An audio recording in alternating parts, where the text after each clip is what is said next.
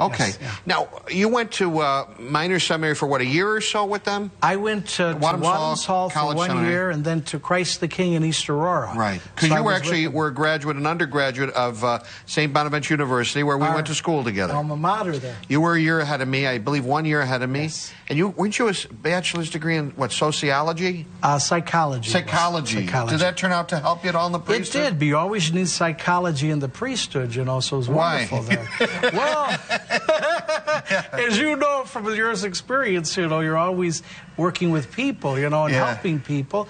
So it really is. I remember when you had roomed with my friend from Jamestown. Yeah. So we had, and you used to come over and wake him up from the time that you left Bonaventure until you went into the seminary. Well, I was in ROTC and went into the Army afterwards. You were in the Army? Yeah, I was in the Army. Can you still fit into your uniform? Well, a little bit. I can still get into... I can't get into any of my old stuff anymore. So, but you were... What did you do in the Army? I was a quartermaster, which dealt with food and dealt with mess halls and feeding the troops out in the fields. They make sure all the troops have 3 meals a day. Are they popular guys in the Army? I mean, very popular, because you got to keep the spirit going by feeding, and you know, also the food's got to be good. Now, your family's from Sicily originally? My father's side of the, you know, is from Sicily. And my mother's side is Bruzzese. Bruzzese. Okay. And Sicily, have you been there? I roll them out here like this. What's in those other boxes, though? What is this? Oh, this is for the stuffing. This is for the stuffing. See, I never think of stuffing. Yes. Okay.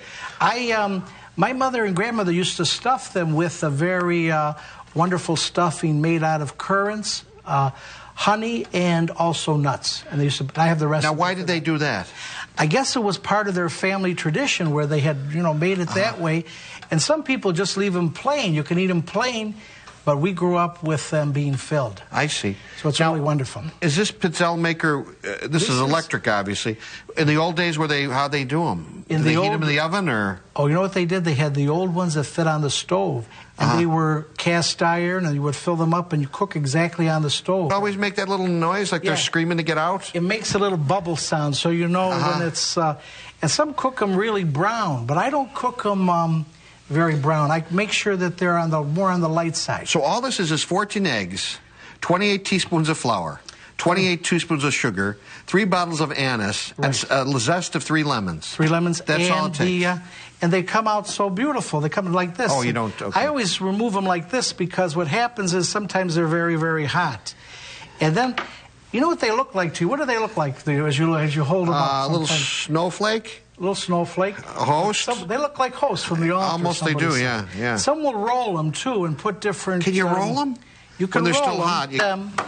You cook them over the stove, and as you cook them over the stove, and when they're ready, you take a little of the stuffing and you place it in the middle. How much?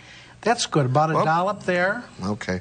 My hands are clean. I did wash them, so just so people know, because I know they get fussy. And then you put the top on like that, and it makes like a little sandwich, you know. And then you let them dry. Oh, that's great. Yeah. And they're really good. They're very festive. Now, you could put a little powdered sugar over them if you want, I suppose. All right, well, I think we're ready to have Father Joe come back in and join us, huh? And Father Paul, I brought... Father Joe. Who's Father Joe? Father Joe. 3 Father Joes here. I have this wonderful bottle of wine that I thought we could share. Great. And there's very appropriate because there's an... Hi, everyone. I'm Jay Fadden. And I'm Bishop Reed. And we're here to invite you to join us online for our annual webathon, March 8th through the 16th. Will you dedicate 9 days of your Lenten journey to Catholic TV? There are actually 3 ways that you can show your support. Number 1, pray for the intentions of Catholic TV by visiting our blog, where you'll find daily posts featuring prayers and reflections. Number 2, fast from secular television and watch our many great Catholic TV programs. And lastly, the third one, make a donation at catholictv.com/donate. We cannot do this without your support, and all your donations go directly to continuing the mission of Catholic TV. So it's prayer, fasting, and almsgiving for the Catholic TV Webathon.